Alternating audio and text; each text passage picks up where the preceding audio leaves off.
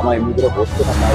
দেখুন, আমাদের পক্ষে আমরা তো চাই আমাদের পক্ষেই আসুক রায়, কারণ ভালো কিছু হোক। কারণ এই প্যানেলের মধ্যে যেমন অবৈধ চাকরি প্রার্থী রয়েছে, সেরকম বৈধ চাকরিজীবী এবং ডিপ্রাইভড হয়েছি যারা আমরা আমরা কিন্তু যোগ্য হয়েও অনেকে কিন্তু রাস্তায় বসে আছি, দীর্ঘদিন ধরে চাকরির জন্য লড়াই করছি। তো আমরা তো চাইবোই যে যারা যোগ্য তারা যাতে মান সম্মানের সঙ্গে চাকরিটা তাদের বহাল থাকে, প্যানেলটা যাতে প্রথমত বাঁচে এবং তাদের চাকরি বহাল থাকে যারা যোগ্য, এবং যারা যোগ্য বঞ্চিত হয়েছে তাদের চাকরিটার ব্যবস্থা হোক। আমরা সবসময় 9 to 12 এর ক্যান্ডিডেটরা এটাই চেয়েছি। আমরা সবসময় আশা করছি যে 26,000 মানে কয়েক লক্ষ মানুষের এখানে কিন্তু জীবন জীবিকা সমস্ত কিছু জড়িয়ে আছে। এই যে মানে সরকার, এই সরকার অবশ্যই সরকারকে ভাবতে বলছি যে অবশ্যই যাতে 26,000-এর প্যানেলটা যাতে বাঁচে এবং সেখানে যারা বঞ্চিত তারা নিয়োগটা পায়, যারা যোগ্য চাকরিজীবী তারা যাতে চাকরিটা বহাল তবিত করতে পারে। যখন হাইকোর্টে এই মামলাটা চলে তখন সরকার কমিশন ওরাও জানতো যে এটা বাছাই করা সম্ভব, কিন্তু তারা কখনোই হাইকোর্টে গিয়ে বলেনি যে আমরা যোগ্য অযোগ্য বাছাই করছি বা তার উপরে ভিত্তি করে কোনো হলফনামা দিই। যে কারণেই হলফনামা দেয়নি বলেই, যোগ্য অযোগ্যের বাছাইয়ের হলফনামা দেয়নি বলেই আজ হাইকোর্টে প্যানেলটা ক্যান্সেল হয়েছিল। আজ সুপ্রিম কোর্টে গেছে, সুপ্রিম কোর্টে গিয়ে তারা বুঝতে পেরেছে যে না, এই প্যানেলটাকে বাঁচাতে গেলে আমাকে যোগ্য অযোগ্যের যোগ্য অযোগ্যের বিচার করতে, সেগ্রিগেশন করতেই হবে। আজ তারা সেগ্রিগেশন নিশ্চয়ই করতে পারবে বলেই তারা সুপ্রিম কোর্টে বলেছে খুব দ্রুত এই সেগ্রিগেশন লিস্ট জমা করুক এবং এই মামলার দ্রুত নিষ্পত্তি করুক, কারণ দীর্ঘদিন ধরে এইভাবে তো চলতে পারে না। দেখুন, 65B নিয়ে প্রধান বিচারপতি তিনি খুব বেশি শুনতে ইচ্ছুক নন। তার কারণ হচ্ছে 65B এটা একটা প্রসিডিউরাল বিষয়, যেখানে সাবস্ট্যান্সিয়াল ডাটাই আছে। স্কুল সার্ভিস কমিশন তাদের নিজের ওয়েবসাইটে সেই ডাটা আপলোড করেছেন, তারা নোটিফিকেশন দিয়ে আপলোড করেছেন, কিভাবে শূন্য বেড়ে 43 হয়েছে সেগুলো দেখিয়েছেন। ফলে এই সাবস্টেন্সিয়াল যে ডকুমেন্ট রয়েছে, তারপরে আর এই প্রসিডিউরাল বিষয় নিয়ে খুব বেশি আলাপ আলোচনা, খুব বেশি শুনানির সুযোগ নেই। সেখানে র্যাঙ্ক জাম্প আছে, ওএমআর শিট ম্যানিপুলেশন রয়েছে, after expiry of the panel রয়েছে, নন লিস্টেড ক্যান্ডিডেট অ্যাপয়েন্টমেন্ট রয়েছে। ফলে বিভিন্ন ধরনের দুর্নীতি রয়েছে।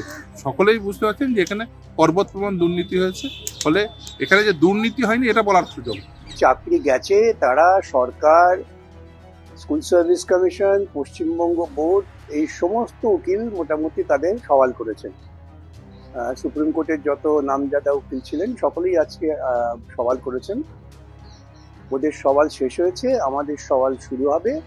কোর্ট খোলার পর 7 তারিখে মামলা চলবে। এই হচ্ছে পরিস্থিতি। এইভাবে মামলা চলাকালীন বোঝা যায় না, অনেক মন্তব্য অনেক সময় অনেকে জজেরাও করেন, উকিলরাও করেন, তার ভিত্তিতে কোনো সিদ্ধান্তের কথা ভাবা যায় না। এখন শুনানি হোক, দেখা যাক কি দাঁড়ায়। চাকরির বিষয়টা নিয়ে শিক্ষকদের, তো এটা তো সুপ্রিম কোর্টের শুনানি আজও চলেছে। তো এখানে এই বিষয়টা সম্পূর্ণ বিচারাধীন সুপ্রিম কোর্টের বিষয়। এসএসসি তাদের আইনজীবীদের মারফত তাদের বক্তব্য সমস্তটা জানিয়েছেন। মহামান্য বিচারপতিরা কিছু প্রশ্ন করেছেন, কিছু মন্তব্য করেছেন, এসএসসির আইনজীবীরা তাদের উত্তর দিয়েছেন। এটার মধ্যে কোনো রাজনৈতিক প্রতিক্রিয়া বা রাজনৈতিক মতামতের কোনো অবকাশ নেই। যেটা বলার সেটা সংশ্লিষ্ট দফতর বা এসএসসি বা তাদের প্রতিনিধিরা তারা জানাবেন, কারণ এটা একটা দীর্ঘক্ষণ ধরে শুনানি হয়েছে এবং তার কোনো নির্দিষ্ট উপসংহার আজ সম্ভবত হয়নি। ফলে যে প্রশ্ন ছিল এসএসসি তার উত্তর দিয়েছেন। ফলে এটা এক এক রকম ভাবে এক একটা মহল থেকে ব্যাখ্যা করা হচ্ছে। ফলে এ বিষয়ে কোনো রাজনৈতিক মন্তব্য করব না। এসএসসি তাদের যারা দায়িত্বে আছেন বা তাদের আইনজীবী তারা এই বিষয়ে মন্তব্য করবে। ফলে এসএসসি যেটা বলেছেন, এসএসসি তাদের বক্তব্য জানিয়েছেন বা প্রয়োজন হলে আরো জানাবেন। আর আদালত এসএসসির প্রশ্নে সন্তুষ্ট হচ্ছেন কি হচ্ছেন না এসএসসির ব্যাখ্যায়, সেটাও আমরা পরের দিন বুঝতে পারবো। এই পরিস্থিতিতে একটা শুনানি চলাকালীন বিষয়ে সেখানে আদালত কি প্রশ্ন করলো, এসএসসি কি বলল, এই বিষয়টায় রাজনীতি কোনো মন্তব্যের কোনো অবকাশ নেই। কোথাও কিছু সমস্যা তো আছেই, তো কোথাও কিছু সমস্যা না থাকলে তো এই জটিলতাটা তো হতো না।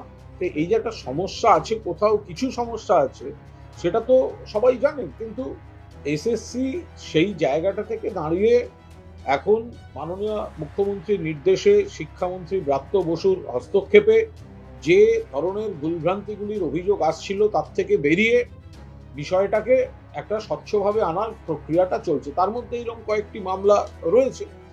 তো এখন সেখানে কোথাও যদি কোনো অন্যায় বা ভুল বা অনিয়ম কিছু থাকে সেগুলো যথাযথভাবে চিহ্নিত হবে এবং তার উপর দাঁড়িয়ে আদালত যা বলবেন বা আদালত যা ডাইরেকশন দেবেন, এসএসসি তার উপর দাঁড়িয়ে তারা রিয়াক্ট করবেন অথবা তারা তাদের বক্তব্য জানাবেন, তারা বলতে পারবেন।